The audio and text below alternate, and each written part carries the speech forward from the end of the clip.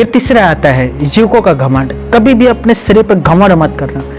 मैं पावरफुल व्यक्ति हूँ, मैं सत्ता में बैठा हूँ, तख्त मेरे साथ है, जो चाहूँ मैं वो फैसला कर सकता हूँ, चुटकी में मैं मनुष्य को पृथ्वी से गायब कर सकता हूँ, जहाँ चाहे मैं वहाँ दंगा फसाद करवा सकता हूँ, मैं एक धर्म को बढ़ावा दे सकता हूँ, दूसरा को मैं मारवा सकता हूँ, एक के चर्च को तोड़ सकता हूँ, दूसरे की मस्जिद को गिरा सकता हूँ, ये कर सकता हूँ, वो कर सकता हूँ। परमेश्वर चाहे ना तो आपको फूंक में उड़वाकर अपने पास बुला लेगा।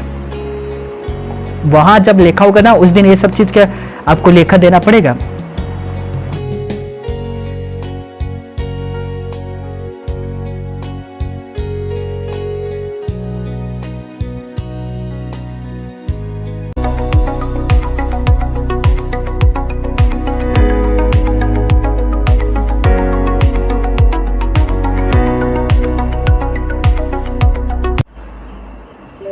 सो वंस अगेन एक बार फिर से सभी को जय मसीह की, प्रेज द लॉर्ड।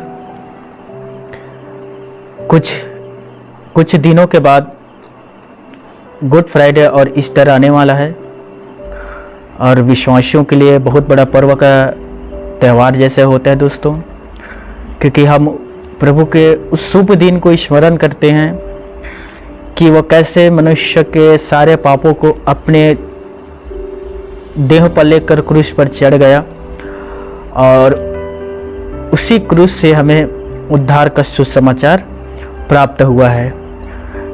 तो मैं आप सभी से निवेदन करता हूँ, ईस्टर, गुड फ्राइडे, ये दोनों दिन आप चर्च में उपस्थित हुए, प्रभु का दिल से धन्यवाद करिए, क्योंकि यीशु का जन्म और यीशु का मृत्यु दोनों हम विश्वासियों के लिए लाभदायक है। वो मरा हमारे पापों को लेकर, तीसरा दिन जी उठा। समझ लीजिए, हम यीशु के साथ मारे गए और प्रभु यीशु के साथ तीसरे दिन जी भी उठे। आज हम पवित्र शास्त्र बाइबल से 3 प्रमुख बातों को हम देखने के लिए जा रहे हैं और ये जो 3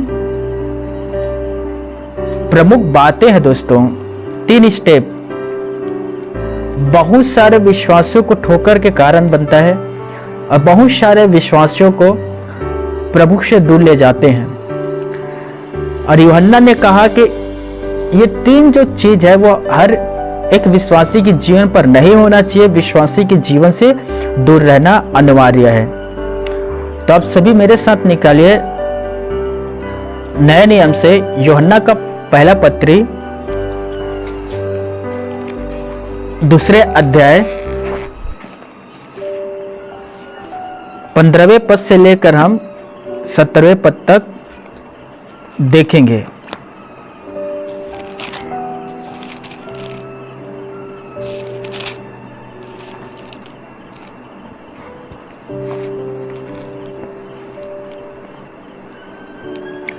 सभी निकाल लीजिए मेरे साथ पवित्र शास्त्र नए नियम से, न्यू टेस्टामेंट,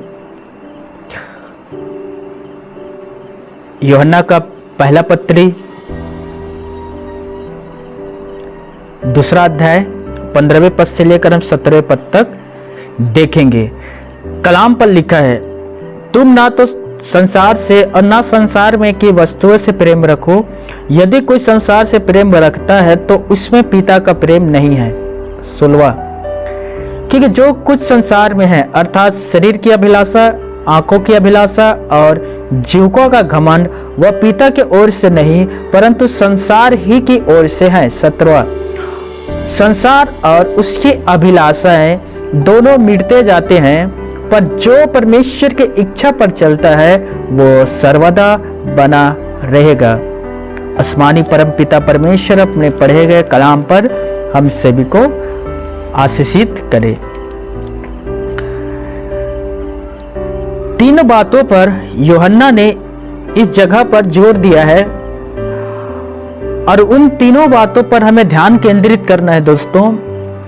फर्स्ट है शरीर की अभिलाषा, दूसरा है आंखों की अभिलाषा और तीसरा है जीवन का घमंड, जीवकों का घमंड। इंसान सबसे अधिक अपने शरीर से प्रेम करता है। संपत्ति, परिवार, जमीन, पैसा, इनसे तो प्यार रहता है, लेकिन इनसे कहीं ज्यादा इंसान अपने देह बॉडी से प्यार करता है। यदि मैं किसी भाई या बहन से कहता हूं कि मेरा ये जो 2 पैर है वो चल नहीं रहा है, पैरालिसिस है, क्या आप अपना दोनों पैर मुझे दोगे? मैं अपना दो पैर आपको दे देता हूं और अदला बदली हो जाएगा, और चाहे तो मैं आपको 5 लाख रुपए भी दे सकता हूं। क्या कोई देगा? नहीं। हो सकता है वो मुझसे और कहने लगेगा मेरी किडनी खराब है, आपके पास 2 है, 1 मुझे दे दो।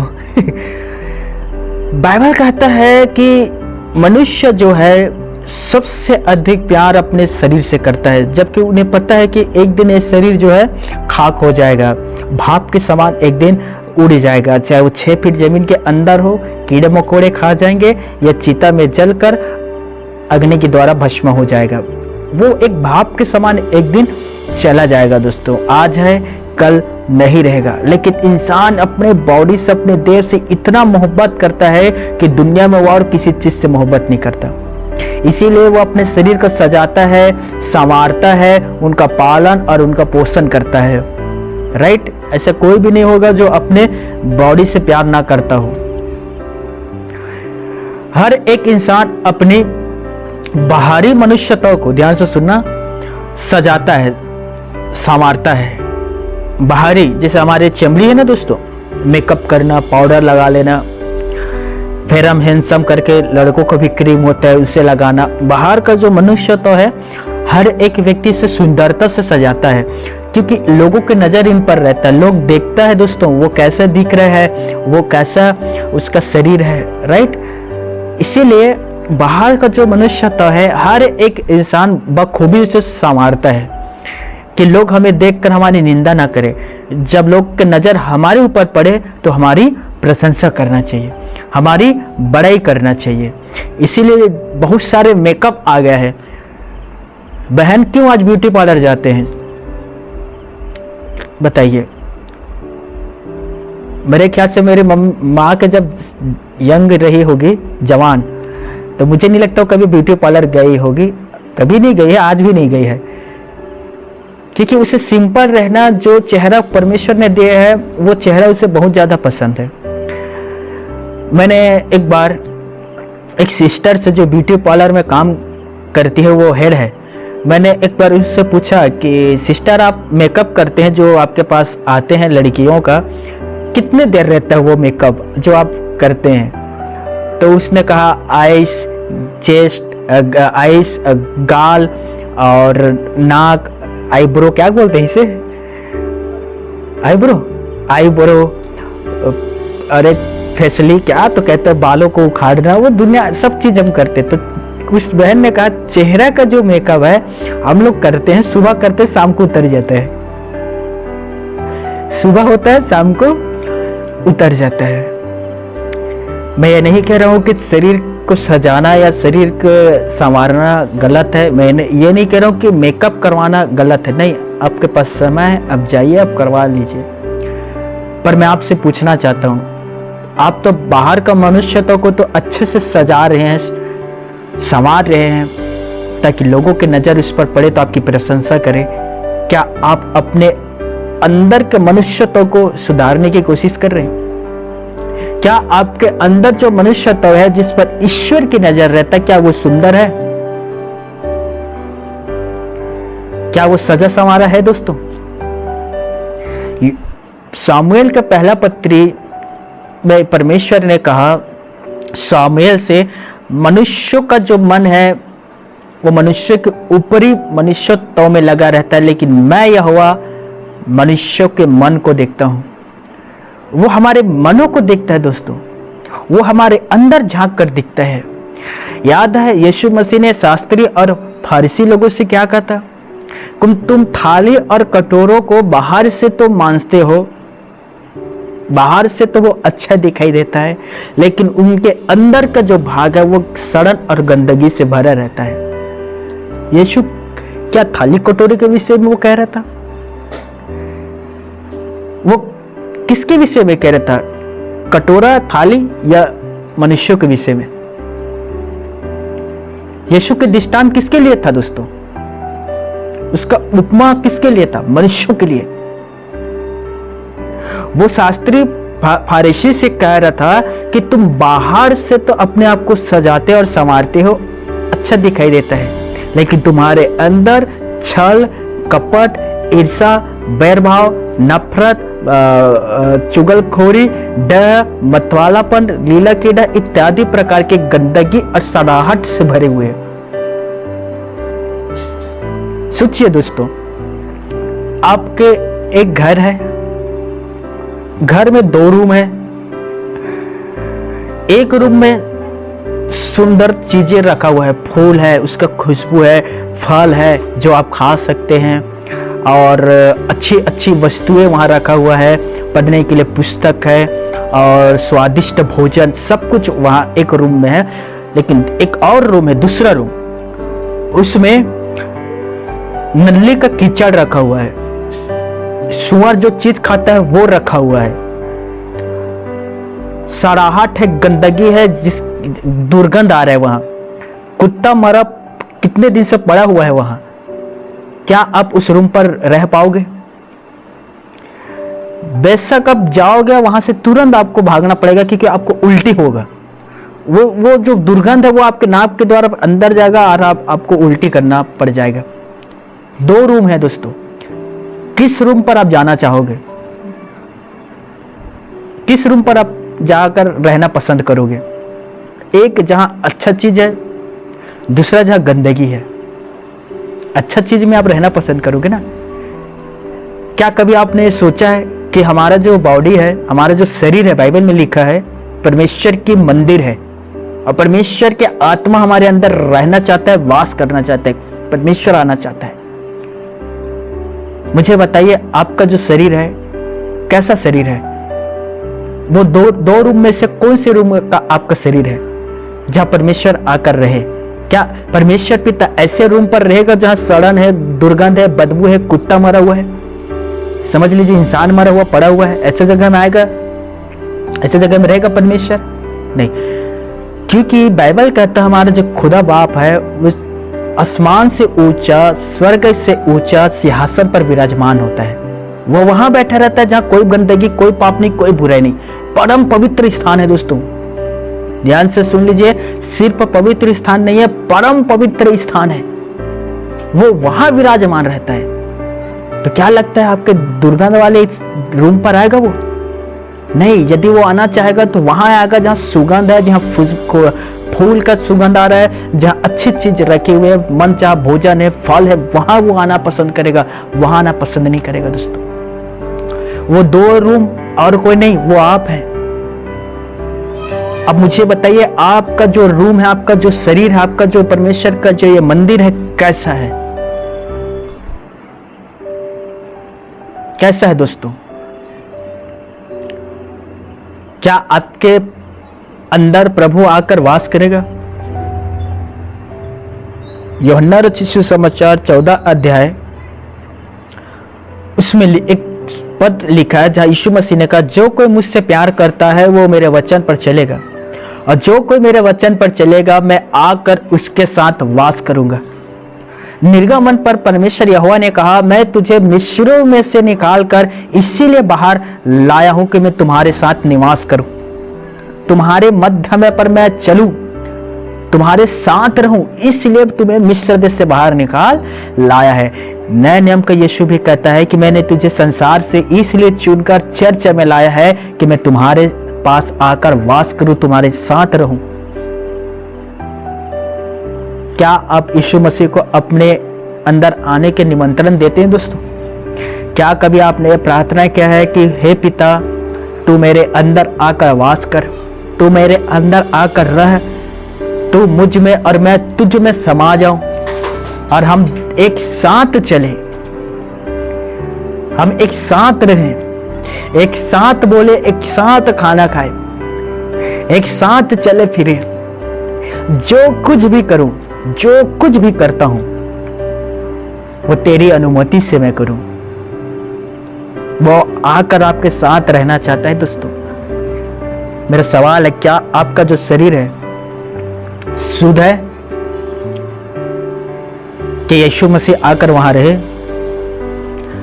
जब प्रभु यीशु मसीह शास्त्री और फारसी लोगों से कह रहा था कि तुम कटोरे को बाहर से मांजते हो, अंदर तुम्हारे गंदगी भरा रहता है, तब यीशु ने एक और पद कहा दोस्तों, लूका 11 अध्याय में यीशु नर्सरी ने कहा, जिसने बाहर का भाग बनाया है उसने अंदर का भी भाग बनाया है। अर्थात परमेश्वर ने जिसने बाहर की सुंदरता को बनाया है उसने अंदर की भी सुंदरता को बनाया है। हालेलुया। बाहर की सुंदरता पर लोगों की नजर रहता है, अंदर की सुंदरता पर यहोवा पिता की नजर रहता है। बाहर को सजाना संवारना अच्छी बात है, आप अच्छे काम कर रहे हो, लेकिन उससे कहीं ज्यादा आप अपने अंदर को भी सजाने और संवारने की कोशिश करिए कि यीशु मसीह के आत्मा उस आपके अंदर आकर वास करे, आपके साथ रहे दोस्तों। तब यीशु मसीह ने आगे कहा, अंदर का तुम्हारा जो भाग है उसे परमेश्वर को दान कर दो, फिर देखो तुम्हारे लिए सब कुछ शुद्ध हो जाएगा। यीशु नर्सरी ने यूहन्ना रचित सुसमाचार 13 अध्याय में कहा, तुम शुद्ध हो। हम प्रभु यीशु मसीह पर विश्वास करने के कारण शुद्ध, धर्मी और पवित्र हो जाते हैं दोस्तों। इसलिए यीशु ने कहा तुम शुद्ध हो। यूहन्ना 14 के में भी कहा तुम शुद्ध हो चुके हो। हम शुद्ध है दोस्तों।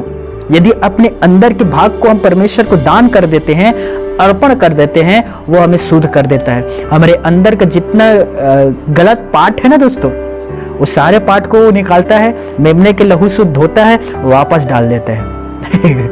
समझिए, हमारा जो दिमाग है इसे वो वापस निकालेगा, मेमने के लहू से धोता है, शुद्ध करते हैं, क्योंकि मेमने का जो लहू है पाक है, परम पवित्र है, वो उससे धोता है, वापस डाल देता है। शुद्ध हो गया दोस्तों। आपका मन शुद्ध हो जाएगा, आपका अंदर के सारे बुराई को प्रभु दूर करके मेमने के लहू से शुद्ध कर देगा। हालेलुया। अब एक सवाल आता है, शरीर की अभिलाषा। शरीर से प्यार करना गलत नहीं है, परंतु शारीरिक अभिलाषाओं को पूरा करने के लिए गलत रास्तों को अपनाना गलत होता है। मैं भी तो अपना शरीर से प्यार करता हूं ना दोस्तों। मैं आज सुबह खुद नहाया, साबुन से नहाया, मैं अपने बाल पर शैम्पू लगाया। मैं हर दिन नहाता हूं दोस्तों। मैं अपने शरीर को अच्छा से अपने शरीर को स्नान करवा कर मैं परफ्यूम तेल बाकायदा लगाता हूँ। मैं भी अपने शरीर से प्यार करता हूँ, लेकिन मैं अपने शरीर के गलत अभिलाषाओं को पूरा नहीं करता दोस्तों। जब शरीर मुझसे कहता है कि तुझे अपने इस अभिलाषा को पूरा करना चाहिए, मैं कहता हूँ मैं इस अभिलाषा को पूरा नहीं करूंगा। मैं अपनी अभिलाषाओं को मारकर मैंने परमेश्वर की इच्छा को पूरा करना सीखा है दोस्तों। इसीलिए आज मैं यहाँ हूँ। क्या शरीर हम पर हावी हो सकता है? क्या शरीर हमें भटकाने की कोशिश कर सकता है? क्या शरीर हमें परमेश्वर से दूर कर सकता है?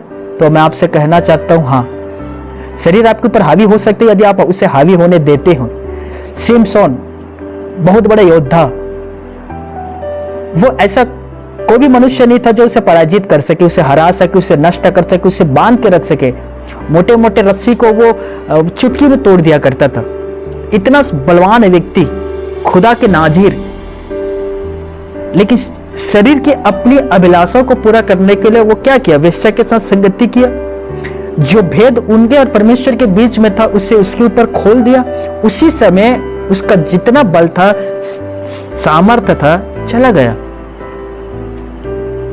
मेरे भाइयों, मेरे बहनों, यदि अब अपनी शारीरिक अभिलाषाओं को पूरा करने के लिए गलत रास्ते अपनाते हैं तो आपसे पाप होगा दोस्तों। गलातियों 5वें अध्याय 24 पद। अब जो मसीह यीशु मसीह में है वो अपने लालसाओं और अभिलाषाओं को क्रूस में चढ़ा चुके हैं।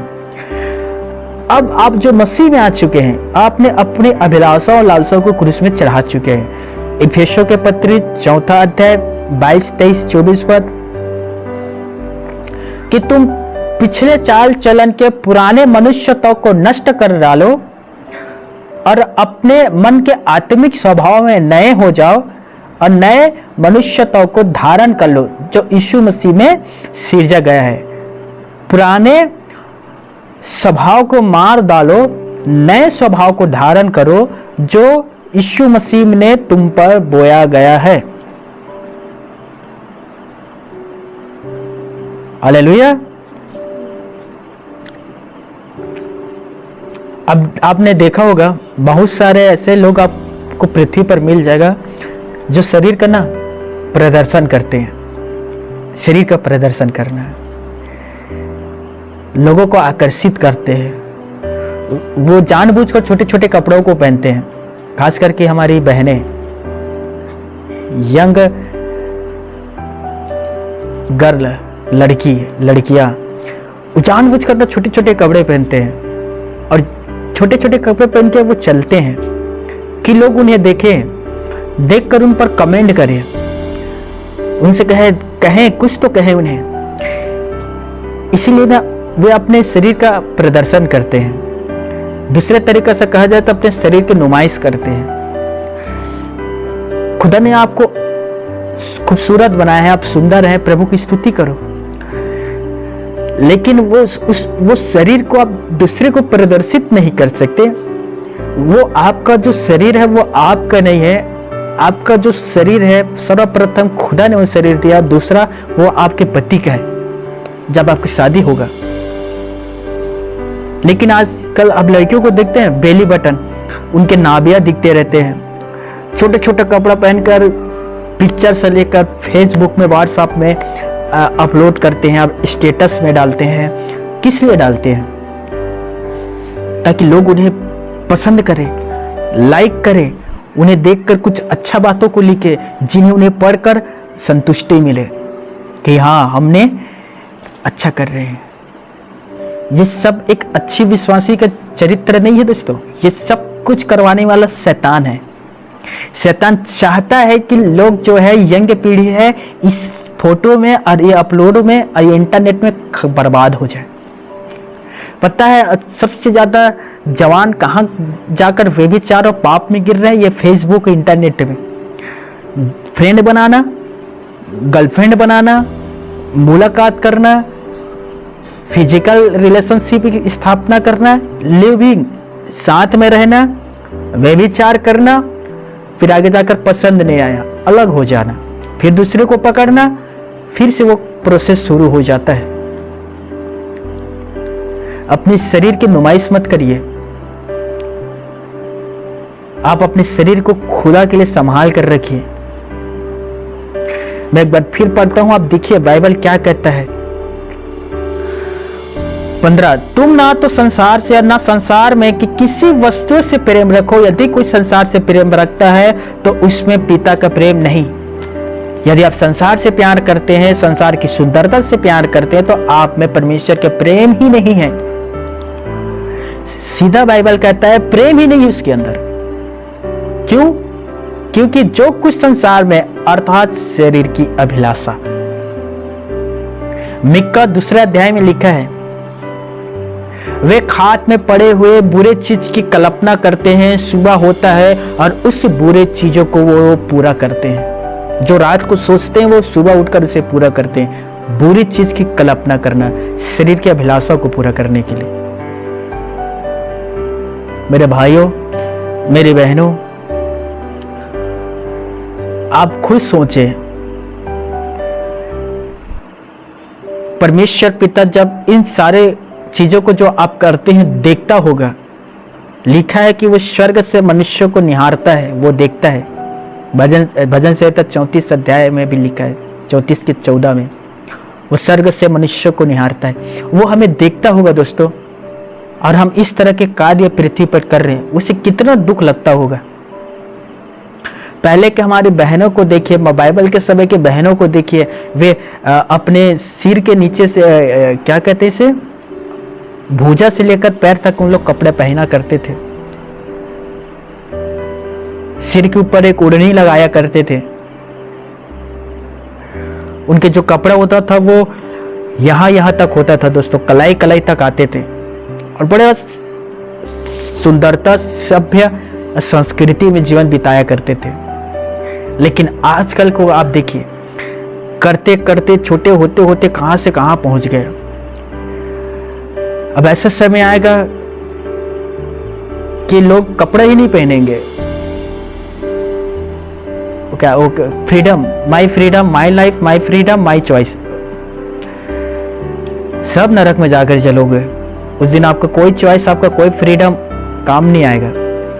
बी केयरफुल, सावधान हो जाइए। अपने शरीर को नुमाइश के लिए इस्तेमाल मत करिए। हाय उस व्यक्ति पर जिसके वजह से ठोकर लगता है।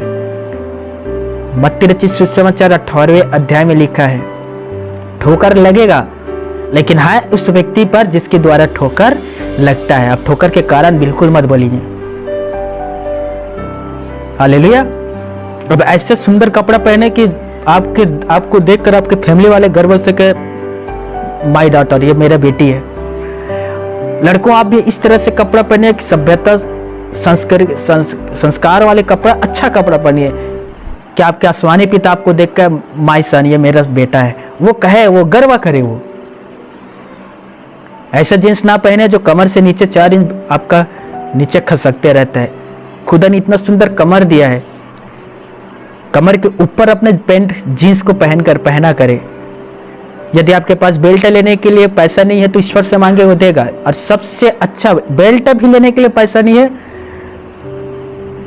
तो हर एक के घर में पुराने कपड़े रहता है, फाड़ लो और बांध लो, कस लो कमर को कस कर, तुम शैतान के जलते हुए तीरों को बुझा सके, लिखा है। सावधान रहे। दूसरा आता है आंखों की अभिलाषा। मेरे साथ निकालिए पुराने नियम, ओल्ड टेस्टामेंट, 2 सामुएल 11वें अध्याय 2 पद।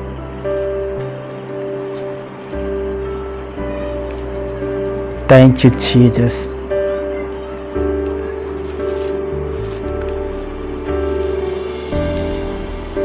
ये जो आज का वचन है दोस्तों, ये तैयार करके मैं आपके पास आया हूं ना। ऐसा नहीं है कि जो कुछ मन पर आ रहा है मैं आपको बता रहा हूं, नहीं। परमेश्वर से हमने प्रार्थना किया, परमेश्वर ने प्रकाशन दिया और वही प्रकाशन मैं आपके सामने रखने जा रहा हूं, रख भी रहा हूं। बड़े ध्यान से वचन सुनिए। यीशु ने कहा जिसका कान होगा सुन ले। हाँ, पढ़ना 2 सामुएल 11 अध्याय 2 पद। सांझ के समय हाँ, ये शाम के समय दाऊद पलंग पर से उठकर या शाम के समय अपने बिस्तर से उठकर राजभवन की छत पर टहल रहा था। छतों के ऊपर वो टहल रहा था, मौसम का मजा ले रहा था। वाह, शाम का समय है, कितना ठंडा ठंडा हवा चल रहा है, कितना अच्छा मौसम है। आगे, और छत पर से उसको एक स्त्री जो अति सुंदर थी नहाती हुई देख पड़ी। हाँ, टहलते टहलते उसे एक स्त्री जो अति सुंदर थी नहाते हुए दिखाई दिया। और आगे की कहानी आपको पता है। राजा दाऊद ने क्या किया, एक सेवक को भेजा, उस लड़की के विषय में पूछताछ किया। तब पता चलता है कि वो जो महिला है उसी के सैनिक का पत्नी है, जिसका नाम हित्ती उरिया था। मिस्टेक हो सकता है नाम में, हित्ती उरिया उसी की पत्नी। तो दाऊद ने क्या किया दोस्तों, सर्वप्रथम अपने आंखों से उसे नहाते हुए देखा, अंदर अभिलाषा उत्पन्न हुआ, लीला क्रीड़ा व्यभिचार की अभिलाषा उत्पन्न हुआ। दाऊद राजा था, खुदा ने उसे बहुतायत से पत्नियां दिया था, उसके पास बहुत सारे पत्नियां थे। परमेश्वर ने उससे कहा तू और मांगता मैं तुझे और दे देता। लेकिन दाऊद ने क्या किया दोस्तों, बाइबल कहता है कि दाऊद ने उस महिला को अपने पास बुलाया और उसके साथ संबंध बनाया और वो महिला गर्भवती हुआ, उसके पति को मरवा दिया, उससे शादी कर लिया और उसके पत्नी को अपनी पत्नी बना लिया। और ये शुरुआत कहां से हुआ, आंखों से। आरंभ कहां से हुआ, आंखों से। कभी कभी मैं देखता हूं कुछ लड़कों को कोई लड़की जा रहे सड़क पर चल रहे हैं, वो देखते रहता है, देखते रहता है, देखते रहता है, देखते रहता है, देखते रहता है, जब तक आंखों से ओझल ना हो जाए। बहुतों को तो स्किड इसीलिए होता है, देखते देखते देखते हुए बाइक चलाते रहता, जाकर सीधा कार के अंदर घुस जाते हैं, ट्रक के अंदर घुस जाते हैं। दाऊद चाहता तो अपना नजर फेर सकता था, वो स्त्री से दूसरे ओर नजर घुमा सकता था, लेकिन उसने उसे टकटकी नजर से देखता रहा नहाती हुई, क्योंकि वो सुंदर थी। मैं बहुत बार मैं भाइयों से कहता हूँ कि भाई अब किसी को ज्यादा देर ना मत देखिए, किसी अब सड़क पर चल रहे हैं, चर्च के अंदर है, अब अपने नजर फेर लीजिए, बिल्कुल मत देखिए कि वो कितना सुंदर है, वो कैसे स्वभाव की है, वो कैसे बोलती है, उसका हंसी कैसा है, वो किस तरह से मुस्कुराती है, कभी भी उस पर फिदा मत होइए दोस्तों। दाऊद फिसला और सीधा व्यभिचार किया, जिसका परिणाम में परमेश्वर पिता ने दाऊद से क्रोधित हुआ और दाऊद को छोड़ दिया। लिखा है, देख लीजिए, उसी का 13 अध्याय का पहला ही पद में लिखा है मेरे ख्याल से। देखिए, मैं आप बहुत सुंदर वचन है दोस्तों, मैं चाहता हूं बड़े ध्यान से ना वचन को देखिए। व्यभिचार किया, ना सिर्फ व्यभिचार किया बल्कि उसके पति को भी मरवा दिया। पहला सामुएल 11 अध्याय 27 पद देखिए, जब उसके विलाप के दिन बीत गए तब दाऊद ने उसे बुलाकर अपने घर में रख लिया और वह उसकी पत्नी हो गई और उसके पुत्र उत्पन्न हुआ। परंतु उस काम से जो दाऊद ने किया था यहोवा क्रोधित हुआ। भले ही परमेश्वर पिता ने दाऊद का अभिषेक किया था इजराइल का राजा के रूप में, परमेश्वर ने कितने सारे युद्धों को दाऊद को जिताया। आपको पता है कि यीशु मसीह के जन्म से पहले भविष्यवाणी हो गया था कि वो दाऊद के सिंहासन पर बैठेगा, दाऊद के कुल से यीशु मसीह जन्म लेगा। लेकिन जब दाऊद ने पाप किया, परमेश्वर पिता क्रोधित हुआ दोस्तों। और ये सब चीज का आरंभ क्या था? आंखों से देखना। आंखों से भ्रम भी हो जाता है दोस्तों। कभी कभी कुछ भाई मुझसे कहता है, भैया जब मैं अपने होने वाली पत्नी को पहले बार देखने के लिए गया, मैं उसे देखा, कितना अच्छी लग रही थी, सुंदर थी, अच्छा स्वभाव के लग रही थी। मैंने कहा ना, आंखों से भी भ्रम हो जाता है, ध्यान से सुनिए। तो मन पसंद आ गया भैया, मैं शादी कर लिया। शादी के बाद जब ये पहले बार घर में आई तब मुझे पता चला कि मेरे आंखों का भ्रम था। जैसे मुझे लग रहा था वैसा नहीं था, सच्चाई तो कुछ अलग था। वो आने के बाद पता चला। मेरे भाइयों, मेरी बहनों, यदि आप चाहते हैं कि आपको एक सुंदर जीवन साथी मिले, नीति वचन पर सुलेमान ने कहा, धन और संपत्ति पुरखों से मिलता है, लेकिन बुद्धिमान स्त्री यहोवा की ओर से मिलता है। बुद्धिमान पति यहोवा की ओर से मिलता है। रिबाका एक बहन थी जो प्रभु की विश्वासी थी, वो प्रार्थना में थी, परमेश्वर ने उसे इसहाक दिया। यदि आप ईश्वर के ऊपर भरोसा रखते हैं दोस्तों, प्रार्थना में आप बैठते हैं और परमेश्वर से आप मांगते हैं, वो 100% आपको सबसे सुंदर वाइफ देगा, सबसे सुंदर हस्बैंड देगा, यदि आप उसके ऊपर भरोसा रखते हैं तो। और कभी भी दाऊद के जैसे काम ना करना। दाऊद गिरा, भजन संहिता 51 में वो रो रो कर प्रार्थना करके विलाप करके कहता है कि हे यहोवा, तू अपनी करुणा को मुझसे दूर ना कर, मुझसे पाप हुआ, मैंने व्यभिचार किया, लेकिन तू मुझसे दूर ना हो। यदि तू मुझसे दूर हो जाएगा तो मैं जीते जी मर जाऊंगा। अपनी करुणा को मुझसे दूर ना कर। फिर से उस स्थान को प्राप्त करना इतना आसान नहीं होता दोस्तों। बाइबल में लिखा है कि जो व्यभिचार करता है वो सिर्फ अपने देह के विरुद्ध नहीं व्यभिचार करता है, वो परमेश्वर के खिलाफ व्यभिचार करता है। जितने मनुष्य पाप करता है वो सब देह के बाहर होता है, लेकिन व्यभिचार करने वाला अपने देह के भीतर पाप करता है। पहला कुरिन्थियों 6:18 में लिखा है दोस्तों। और यह सब चीज शुरुआत होता है आंखों से। ये सब कुछ शुरुआत होता है देखने से, राइट। फेसबुक में प्रोफाइल देखते हैं, वहाँ से आराम होता है। व्हाट्सएप में प्रोफाइल देखते हैं, वहाँ से आराम होता है। सब चीज़ होता है देखने से दोस्तों।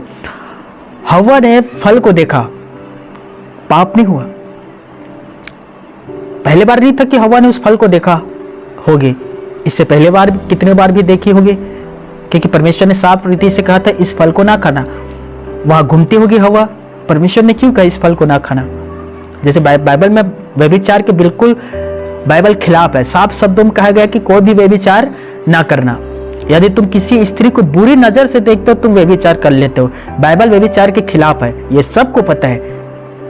लेकिन हवा के जैसे कैसे गिरते हैं मैं आपको उदाहरण बता रहा हूँ। हवा उस फल को देखी, एक बार नहीं था, 2 बार देखी, 3 बार देखी, कितने साल से उस फल को देखती होगी। क्यों परमेश्वर ने मना किया? ये फल क्यों खाने नहीं दे रहे? बाकी सब फल को तो खा रहे, इसे ही क्यों नहीं खा रहे? शैतान ने सोचा इसके मन पर है, ये आंख से भी देख रहा है, क्यों ना मैं अब उसके अंदर उसे डाल दूं। तब वो आकर कहता है फल खा ले। बाइबल में लिखा है हवा ने फल तोड़ा, देखा कि मन भावने सुहाने, लिखा ना मन भावने अति अच्छा है, तोड़कर खाया। तब जाकर वो पाप में गिरी। कोई बहन अच्छी है, अब उससे परमेश्वर में पवित्र जानकर बहन कहें। तीमुथियुस, पहला तीमुथियुस 5वें अध्याय में लिखा है पवित्र बहन जानकर उन्हें समझा दे। यदि कोई किसी की बहन के साथ आपका बातचीत होता है, किसी पुरुष के साथ आपका बातचीत होता है, वही आपको एक बाउंड्री बनाना पड़ेगा, और वो बाउंड्री है भाई और बहन। और इससे बाहर यदि आप बात करते हैं दोस्त, चाहने वाले, प्रिय, शुभचिंतक, तो पाप में गिरोगे। क्योंकि ये जो दिमाग है ना दोस्तों, किसी से हम बात करते हैं उसके तरफ अट्रैक्ट होता है, आकर्षित होता है। जिसके साथ आप ज्यादा बात करोगे, जिसके साथ आप ज्यादा समय बिताओगे, ये दिमाग उधर ही अट्रैक्ट होता है दोस्तों। उदाहरण के तौर पर प्रभु में आने से पहले मैं बहुत ज्यादा फिल्म देखा करता था, हॉलीवुड, बॉलीवुड का मैं दीवाना था। मैं VCR खरीद के घर में लाकर रात 2 बजे 3 बजे तक देखता था मैं, और मैं उधर ही खींचा चला जाता था मैं, मुझे वो आकर्षित करता था। लेकिन अब मैं प्रभु में आ गया हूं तो मुझे बाइबल के ओर में खींचा चला जाता हूं, बाइबल मुझे आकर्षित करता है और अपने ओर खींचता है। हालेलुया। देखिए यीशु मसीह ने आंखों के विषय में क्या कहा? मत्ती रचित सुसमाचार मैथ्यू 6वें अध्याय 6 चैप्टर 22, 22 और 23।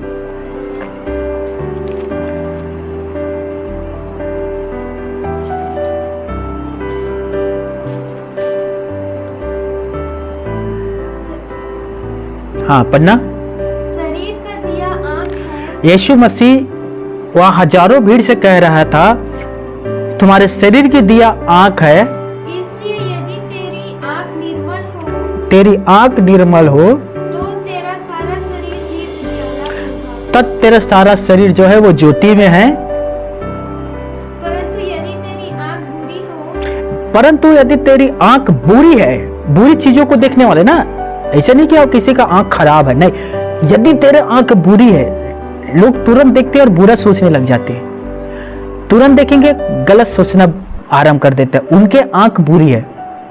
हाँ, तो तेरा सारा शरीर भी अंधियारा होगा। तेरा सारा शरीर अंधियारा होगा। इस कारण वह उजियाला जो तुझ में है, हाँ, यदि अंधियार हो तो वह अंधकार कैसा बड़ा होगा। यीशु ने साफ शब्दों में यहाँ दृष्टांत कहा। और अब चाहे तो अच्छा से समझने के लिए 2 व्यक्ति के विषय में भी यहाँ देख सकते हैं। एक अच्छा व्यक्ति जिसका आंख ज्योति में है, दिया में है, और एक व्यक्ति जिसका आंख अभिलाषाओं में, बुरी चीजों की ओर लगा रहता है। खुदा ने सभी को आंख दिया दोस्तों, बस देखने का तरीका अलग अलग रहता है। कोई एक आंख से एक स्त्री को देख कर कहता है ये मेरी बहन है, वही दूसरे व्यक्ति उस स्त्री को देख कर कहता है कि हो सकता है आने वाली मेरी गर्लफ्रेंड हो। एक पुरुष एक अपने इसी आंख से एक महिला को देखकर कहता है कि ये मेरी माता की जैसे है, और दूसरे उसी आंख से उसे देखकर कहते हैं कहीं ये दुष्ट काम करने वाली दुष्ट महिला तो नहीं है। देखने की नजरिया है दोस्तों। यदि हम अपने आंखों से अच्छी चीजों को देखते हैं तो वो हमारा जो आंख है वो हमारे शरीर के दिया के जैसा काम करता है, वो हमें ज्योति में लेकर चलता है, वो हमें ठोकर खिलाने से बचाता है। लेकिन इसी आंख से हम गलत चीजों को देखते हैं, गलत विचारों को लाते हैं, अभिलाषाओं को उत्पन्न करवाते हैं अपने शरीर में, तो वही आंख आपको नरक में ले जाता है दोस्तों, नरक में सीधा ले जाता है। ये नहीं करें कि नरक के पास आप जाकर खड़े हो जाएंगे, नहीं, सीधा आपको नरक में ले जाता है। आपको ये बात पता होना चाहिए, छोटा सा जो आंख आपको पूरे बॉडी को लेकर नरक में जा सकता है। ये छोटा सा आंख आपका, दाऊद को व्यभिचार में गिराया ना, हव्वा को पाप में गिराया ना दोस्तों। कितने सारे ऐसे लोग हैं जिसे इस आंखों के द्वारा पापों में गिरकर नरक में जाकर जले हैं, जो दोस्तों आज भी जल रहे होंगे, ये छोटा सा आंख के कारण। आपको पता है 10 आज्ञा में परमेश्वर ने इजराइल के लोगों को दिया था, और 10वां जो आज्ञा था वो इसी से संबंधित था दोस्तों। तो अपने पड़ोसी को देखकर उसकी गाय की लालच न करना, उनकी भेड़ बकरी का लालच न करना, उनकी संपत्ति का लालच न करना, उनकी धन की लालच न करना। यहां तक वहां लिखा है कि किसी की दूसरे की पत्नी के भी लालच न करना। और लालच उत्पन्न कैसे होगा दोस्तों? देखने से, देखकर ही तो लालच अंदर में उत्पन्न होगा ना। पड़ोसी के यहाँ कितना अच्छा घर है, पड़ोसी के यहाँ कितना अच्छा बड़ा गाड़ी ले लिया, पड़ोसी कितना अच्छा अच्छा कपड़ा पहनते हैं, पड़ोसी कितना अच्छा अच्छा चीजों को खाते हैं। बहुत सारे लोग हमें देखकर गलत धारणा को उत्पन्न करते हैं कि ये देखो, जब से इन लोग यीशु पीछे चल रहे हैं, जब से ये लोग ईसाई धर्म को अपना लिए हैं, घर बन गया, कार आ गया, कल इनके पास खाने के लिए नहीं था, आज देखिए कितना अच्छा जिंदगी बिता रहे हैं। भाई, मैंने बुरा चीजों को छोड़ दिया, मैंने गलत रास्तों को त्याग दिया। मैं पहले शराब पीता था, शराब नहीं पीता। मैं पहले गुटखा और बीड़ियों को पिया करता था, आज मैं नहीं पीता। गंदे गंदे गालियों को देता था, आज मैं नहीं देता। इसीलिए आसमानी पिता ने मुझे आशीष दिया और आगे बढ़ाया है। आप भी बढ़ सकते हैं, आपको भी परमेश्वर एक सुंदर घर दे सकता है, अच्छा गाड़ी दे सकता है, अच्छा जिंदगी लाइफ दे सकता है। आइए हमारे पास शामिल हो जाए, फिर देखिए परमेश्वर आपको खुद ऊंचे पर उठाएगा। हालेलुया। तो 10वां आज्ञा यही था कि तू किसी चीज का लालच ना करना। एक दिन एक विश्वासी सिस्टर की मेरे पास फोन आया और उसने कहा, भैया मेरे पड़ोसी में एक बहन है, मैं यहाँ 10 साल से रह रही हूँ, लेकिन 10 साल पहले इनके पास कुछ नहीं था, कुछ भी नहीं था। मुश्किल से एक टाइम का खाना खाया करते थे, बहुत गरीब थे। लेकिन आज पता नहीं क्या किया, पता नहीं कोई कोहनूर मिल गया क्या, कोई खजाना मिल गया क्या, हाईवे गाड़ी है इनके पास, इतना सारा सोना पहने हुए गले में। छत्तीसगढ़ी में मैं कह रहा हूँ, गांव के हमारी बहनें पे लच्छा पहने हुए, बड़ा बड़ा मोटा मोटा हाईवे गाड़ी, इतना कैसे, कहां से आया? मैंने कहा तो जलन क्यों मर रही है? प्रार्थना कर अपने पड़ोसी के लिए कि खुदा उन्हें और बढ़ाए, साथ में आपको भी बढ़ाए। ये कहां से आया, कैसे आया? आप भी अच्छा काम करिए। हो सकता है कोई अच्छा काम किया होगा, कोई बिजनेस किया होगा, कोई नौकरी आरंभ किए होंगे, बढ़ रहा है, आप भी बढ़िए अच्छा काम करके। जलन नहीं मरना है दोस्तों, किसी की संपत्ति, किसी की सुंदरता, किसी की धन, किसी की बैंक बैलेंस, किसी के घर को देखकर कभी लालच मत करिए। आप विश्वास करिए, खुदा उससे बढ़कर आपको देगा यदि आप विश्वास रखते हैं तो। हालेलुया। यीशु ने क्या कहा? सबसे पहले परमेश्वर के राज और धार्मिकता की खोज कर, ये सब वस्तु तुम्हें मिल जाएंगे। क्या सब वस्तु दोस्तों? ये संसार की वस्तु खुदा आपको देगा। दाऊद को दिया, भेड़ बकरी चराने वाला, सिंहासन पर बैठकर राज्य करने वाला हो गया। सुलेमान को दिया, पृथ्वी का सबसे अमीर व्यक्ति सुलेमान। हालेलुया। वो हमें भी देता है दोस्तों, यदि हम उसके वचन पर चलते हैं। एक दिन एक बहन ने मुझसे कहा, भैया एक सेवक हमारे यहाँ आया था, मैंने उस सेवक को देखा, वो भविष्यवाणी करने वाला है, वो भविष्य की बात बताने वाला है, वो फलाना बात बताएगा, वो ठिकाना बात बताएगा, वो उत्तर के बाद दक्षिण में बता देता है, दक्षिण के बाद उत्तर में बता देता है, सब कुछ बता देता है। मैंने उसे अपनी आंखों से देखा। आप क्यों नहीं करते? बोल रहा बहन आप मेरे अंदर जलन उत्पन्न करवा रही हो, मैं उससे बढ़कर करता हूँ। उसने कहा कैसे भैया? मैं कहा उससे बढ़कर मैं मेहनत करता हूँ, जो वो करता है उससे बढ़कर मैं मेहनत करता हूँ। मैं आज भी मैं गर्व के साथ कहता हूँ कि किसी भी पास्टर से मैं कम नहीं हूँ, कम आंकने की कोशिश भी ना करें। आओ मेरी जिंदगी आकर देखिए कितना अच्छा फूलों का बिस्तर रहता है, फूलों का रास्ता है दोस्तों। आइए मेरे साथ चलिए ना, खुदा देखिए आपको कैसे आशीषित करेगा। हालेलुया। मैं उस बहन से कहा बहन खुदा ने उसे चुना है, एक उसका सेवकाई है, एक उसका अलग फील्ड है। जैसे कि पतरस जो था वो यहूदियों के लिए चुना गया था, पौलुस जो था वो अन्य जातियों के लिए चुना गया था। खुदा ने उसे भविष्यवाणी के लिए चुना, वो भविष्यवाणी कर रहा है। खुदा ने हमें उपदेशक के लिए चुना, हम उपदेशक के काम कर रहे हैं, चंगाई का काम कर रहे हैं, प्रचार के काम कर रहे हैं। लेकिन ऐसा नहीं कि खुदा में भविष्यवाणी का आत्मा नहीं देगा, वो देता है। सही समय आने पर हम भविष्यवाणी भी करते हैं और वो भविष्यवाणी पूरा भी होता है। अंधेरे में तुक्का नहीं मारते हैं कि लग जाए, नहीं, जब वो कहेगा तब हम भविष्यवाणी करेंगे, अपनी ओर से नहीं करेंगे। वो कहेगा तभी हम कहेंगे। हालेलुया। मेरे भाइयों मेरे बहनों, बहुत सारे सेवक कितने बार ये सोचता है, दूसरे सेवक से कहता है काश मैं इस सेवक के जैसा होता, काश मेरा मिनिस्ट्री इसके जैसा होता, काश मैं ऐसा काम करता, काश मैं वैसा काम करता, काश मेरे पास लाखों लोग आते, काश मुझे बड़ा पुलपिट मिलता, काश मैं प्लेन में सफर करता, काश मैं पासपोर्ट के वीजा लेकर विदेश जाता, काश मैं जाकर राष्ट्रपति से मिलता, काश मैं ये करता। मैं आपसे पूछना चाहता हूँ, खुदा ने अभी आपको चुना है, आपको वहां रखा है, वो जो आप सोच रहे ना काश मैं 1 लाख लोगों के बीच प्रचार करता, लिख लीजिए, अब वचन पर चलिए, 2 करोड़ लोगों के बीच आप प्रचार करोगे। आप सिर्फ सीएम से मुलाकात नहीं करोगे, पीएम से भी मुलाकात करोगे, प्रेसिडेंट से भी मुलाकात करोगे, और परमेश्वर आपको एक बार क्यों विदेश से लेकर जाएगा, आपको हर एक देश के वीजा मिलेगा, सब देश में आप घूमोगे। अंकल बिली ग्राहम अंकल कितने देश में जाकर प्रचार किया, खुदा ने उसे आशीषित किया। हमारा भारत देश का प्रचारक साधु सुंदर सिंह कितने देश में जाकर प्रचार किया। वो क्या एक जगह सीमित था? नहीं सीमित था दोस्तों। किसी को देखकर कभी भी अपने आप को उनसे तुलना मत करिए। ये जो सेवकाई है वो खुदा की है, और खुदा पल भर में वो यहां से वो वहां पहुंचा देता है दोस्तों। लेकिन यहां से वहां जाने के बीच जो गैप होता है ना, ये गैप में परमेश्वर हमें बहुत सारे अनुभवों से गुजारता है। बिना अनुभव का हम लोग कैसे सफर करेंगे दोस्तों, बताइए।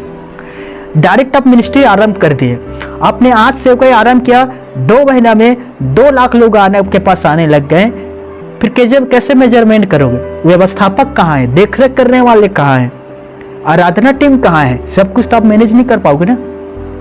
इसीलिए परमेश्वर क्या करता है, यहाँ से अर्थ जो फर्श से अर्श पर जाने में जो समय है, जो गैप है दोस्तों, उस अनुभवों से गुजारते गुजारते हमें यहाँ पहुँचाता है। और जब हम यहाँ आ जाएंगे दोस्तों, फिर देखना, जो आप कहते हैं ना काश ये होता, काश वो होता, उस दिन आप ये कहोगे शुक्र प्रभु, मैंने जो सोचा था उससे बढ़कर तूने मुझे दिया।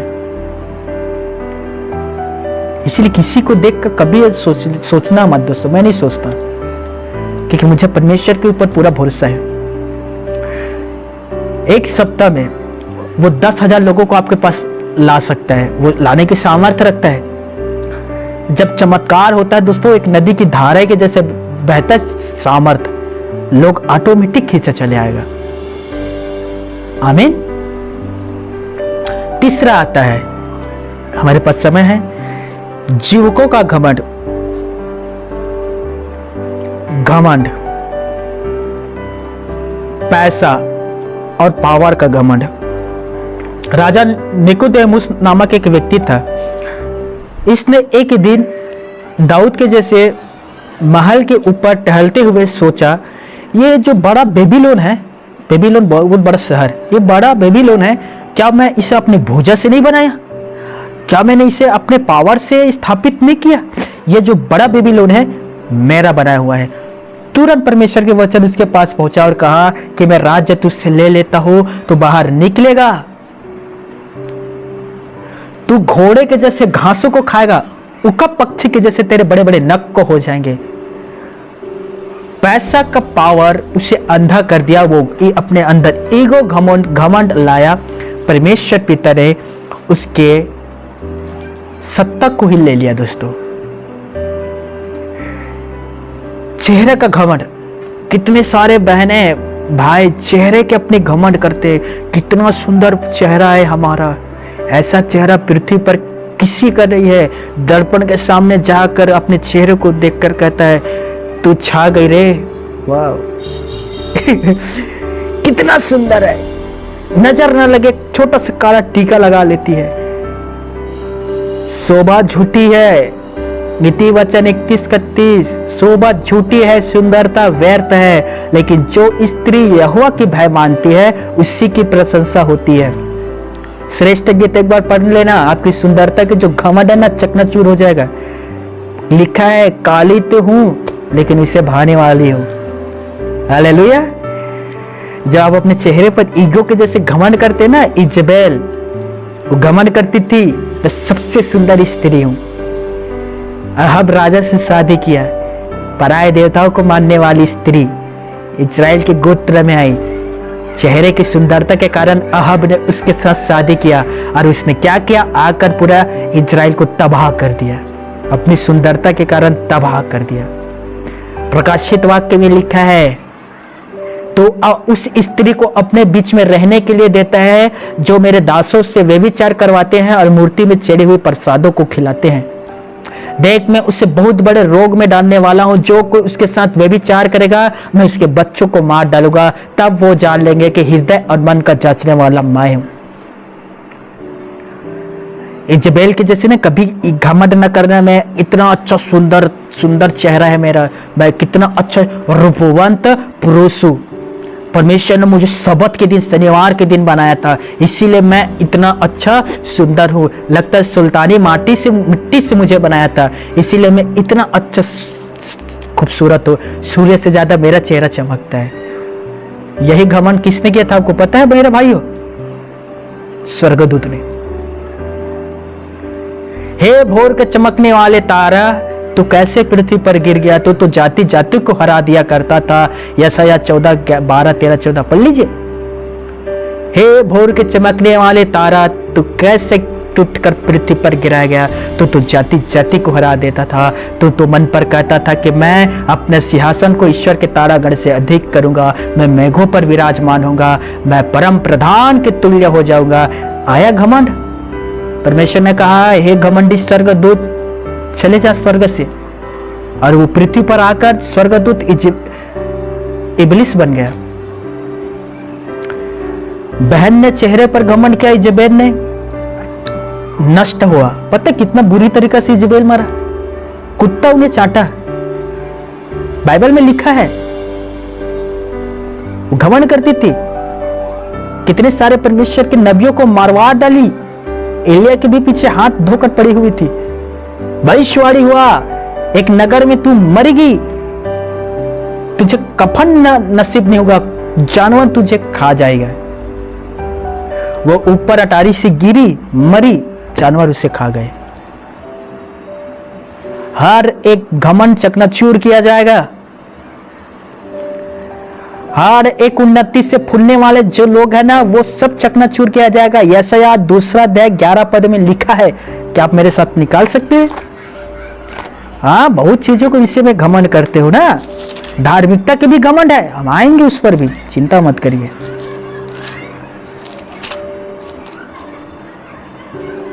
यशायाह 2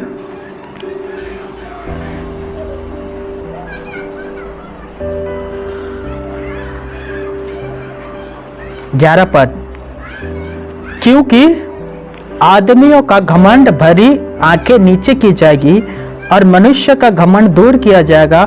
उस दिन केवल यहोवा ही ऊंचे पर विराजमान होगा।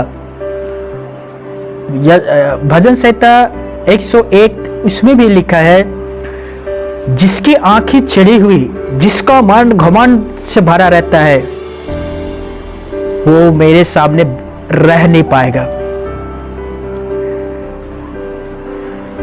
मेरे भाइयों मेरे बहनों, किस चीज का हमें घमंड है? जन्म देने वाली माँ, नाम रखने वाले पिता, शिक्षा देने वाले मास्टर, शिक्षक कर्मी, नौकरी देने वाले सरकार, मरने के बाद 4 कांधा देने वाला भी दूसरे है, जलाने वाला भी दूसरे, जन्म से लेकर मृत्यु तक दूसरे पर ही आप निर्भर हैं। फिर हम किस बात का घमंड करते हैं दोस्तों? मुझे बताइए। यिर्मयाह की पुस्तक 9वें अध्याय 23 और 24 पद, वहां लिखा है, यहोवा की यह वाणी है, बुद्धिमान तो अपने बुद्धि पर घमंड ना कर, बलवान तो अपने बल पर घमंड ना कर, धनवान तो अपने धन पर घमंड ना कर। यदि तुझे घमंड करना है तो मुझ पर घमंड कर, क्योंकि मैं वो यहोवा हूं जो पृथ्वी पर धर्म और न्याय का काम करता हूं। यदि आपको घमंड करना है तो परमेश्वर पिता पर घमंड करिए, अपनी सुंदरता पर घमंड मत करिए, अपने धन पर घमंड मत करिए, अपने बल पर घमंड मत करिए। चुटकी में परमेश्वर आपके घमंड को चकनाचूर कर सकता है। अरे कितने भी बड़े सिमसोन के जैसे बलवान होंगे, चुटकी में अर्श से सीधा फर्श में गिरोगे। चुटकी में इजबेल के जैसे चेहरे पर घमंड करते ना, गिरोगे इजबेल के जैसे। वो भी गिरी थी अटारी से सीधा जमीन पर। फिर उनके जैसे आप सैनिक पर घमंड करोगे ना, सारा सैनिक लाल समुद्र में डूबकर मर गए थे।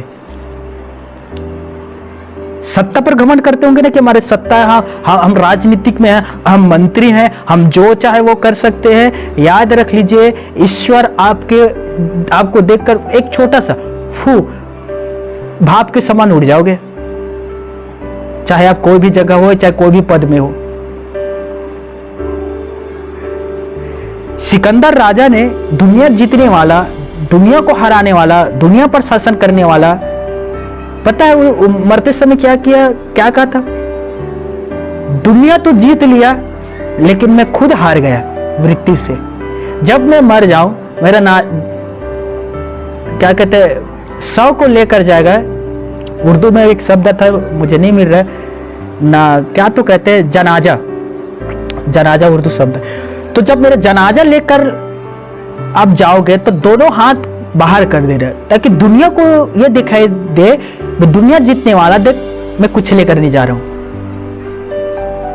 बहुत सारे लोग ना सत्ता का घमंड करते हैं। हमारे पास हमारे पहचान के मंत्री है, हमारे पहचान के फलाना है, हमारे पहचान के ये है, हम बहुत संख्या है, हम जो चाहे अल्पसंख्यक पर दबाव डाल सकते हैं, अटैक कर सकते हैं, उन्हें हताश कर सकते हैं, उन्हें मार सकते हैं। तो मैं एक बात आपसे कहना चाहता हूं, 70 प्राणी मिस्र में आकर बसा था। 70 प्राणी, और मिस्र में जो था बहुत संख्या में लोग थे। 70 प्राणियों पर परमेश्वर ने आशीष दिया। 70 जो प्राणी था, आगे जाकर मेरे ख्याल से 20 लाख प्राणी बन गए।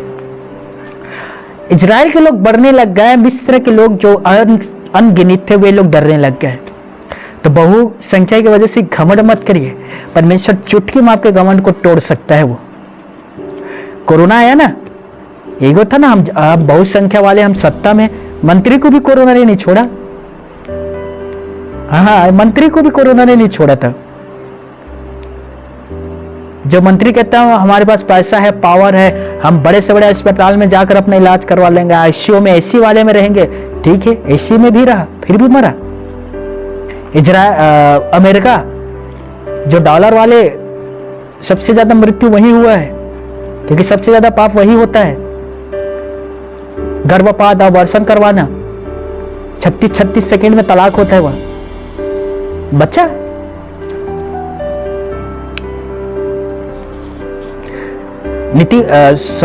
प्रभु ने मत्ती रचित सुसमाचार में कहा, मनुष्य के जीवन भाप के समान है, सुबह वो भाप रहता है लेकिन जैसे सूर्य निकलता है वो भाप उड़ जाता है। ये हमारा जीवन है। नीति वचन 27 अध्याय 1 पद, कल के विषय में तू घमंड न करना, क्योंकि तू नहीं जानता कि आज तेरे साथ क्या होने वाला है। कल के विषय में घमंड ना करना, मेरा यह पहचान का, मेरा वह पहचान का है। जब आप मर जाओगे ना दोस्तों, यही पहचान वाले आपके पास नहीं आएगा। जब तक आप जीवित है, वो आपसे इसलिए जुड़े क्योंकि स्वार्थ है। जब आप मर जाओगे ना, स्वार्थ खत्म, आपको देखने के लिए नहीं आएगा। हमारे यहाँ एक मंत्री इसी घमंड का काम करता था, मेरा यह पहचान है, मैं ये पद में हूँ, मैं ऐसा कर सकता हूँ, मैं ऐसा कर सकता हूँ।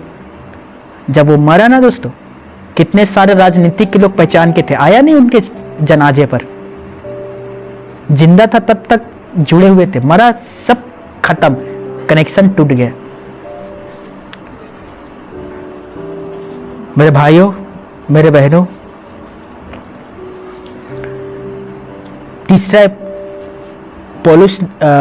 तीसरा बात जो यूहन्ना ने कहा था, जीवकों का घमंड, कभी भी घमंड मत करिए।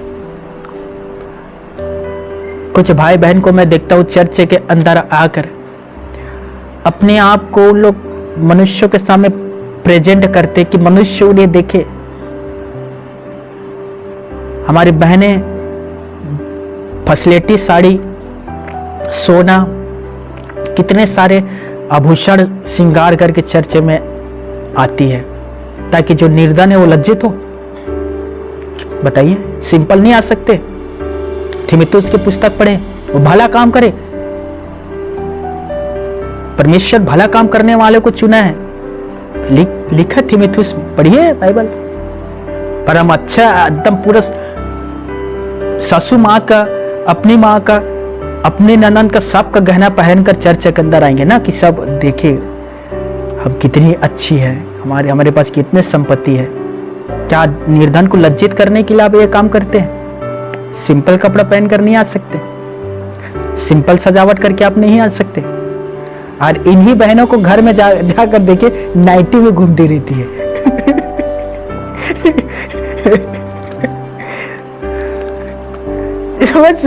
सच कहता हूँ, नाइटी पहन के दिन भर 24 घंटे घूमते रहते हैं और चर्च में आकर बाप रे बाप इतना सारा श्रृंगार करके आते हैं। लगता कभी कभी देख कर इजबेल की माँ है, लगती है उससे भी आगे। क्या मैं आपको लज्जित करने के लिए कह रहा हूँ? हाँ, हो रहे हो तो अच्छा बात है, क्योंकि आप ये करते हैं, आप सुधर जाए। बाइबल में बहुत सारे हमारी बहनों के बारे में लिखा है,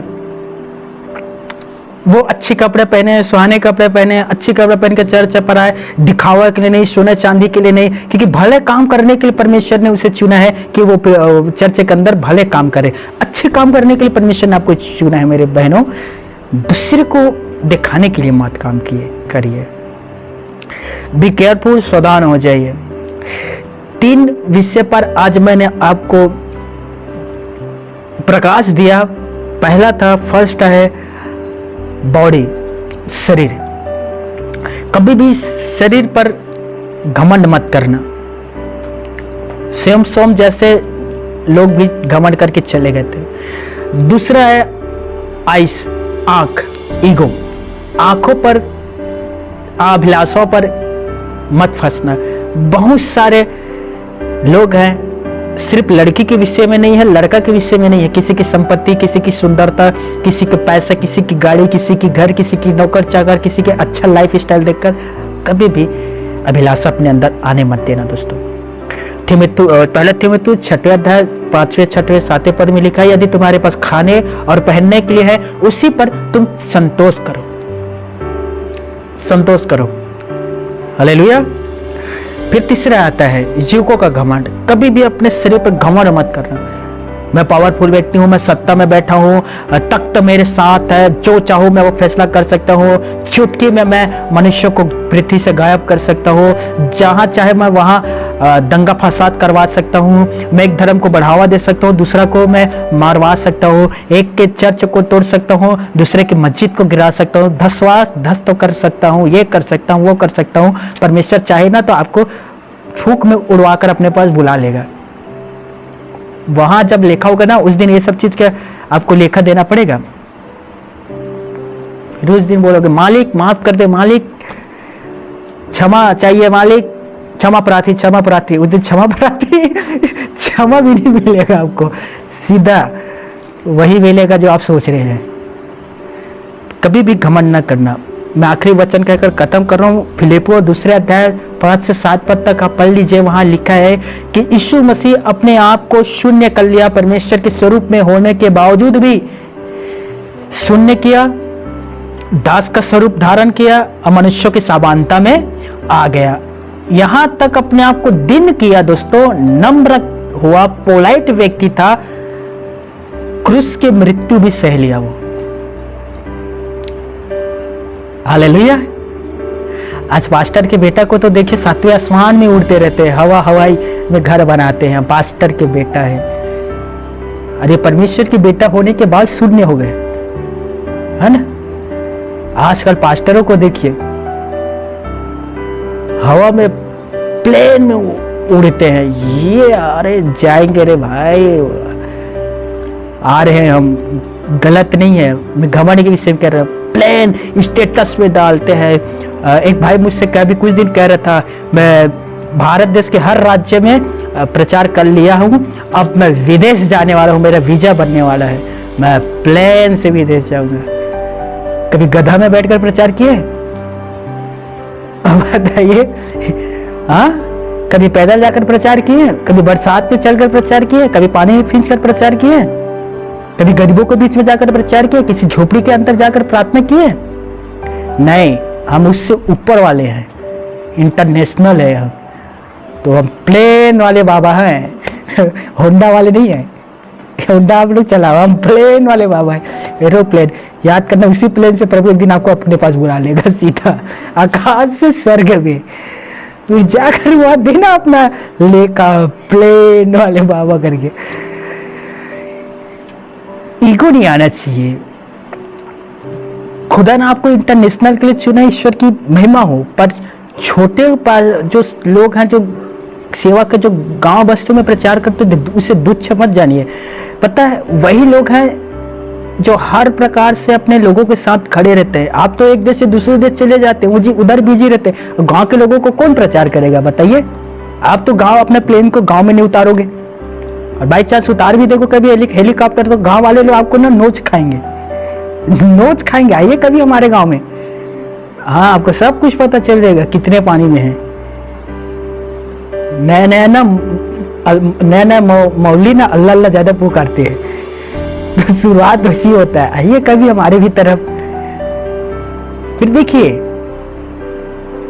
कितने पानी में है। घमंड मत करिए दोस्तों, यीशु के जैसे दीन और नम्र बनिए। यीशु शून्य हो गया, दास का रूप धारण किया, मनुष्य की समानता में आ गया। खुदा के बेटा होने के बाद वो शून्य हो गया। हाँ, हम पास्टर आते ना हमारे अंदर आध्यात्मिकता की घमंड, मैं उस बहन से ज्यादा अच्छी हूं। क्यों? क्योंकि वो 2 मिनट की प्रार्थना करती है, मैं 5 मिनट की प्रार्थना करती हूँ। तुझे पता है एक और बहन है, वो 10 मिनट की प्रार्थना करती है। कभी आपने सुना है? धार्मिकता के घमंड।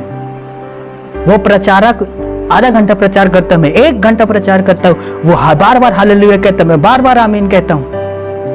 धार्मिकता के भी लोग घमंड करते हैं। कुछ सेवक कहते हैं, अरे वो तो बस ऐसी है, वो तो अभी यहाँ जमीन के अंदर है, जमीन के अभी बिल्कुल नजदीक है, और हम अभी यहाँ पहुंच चुके हैं।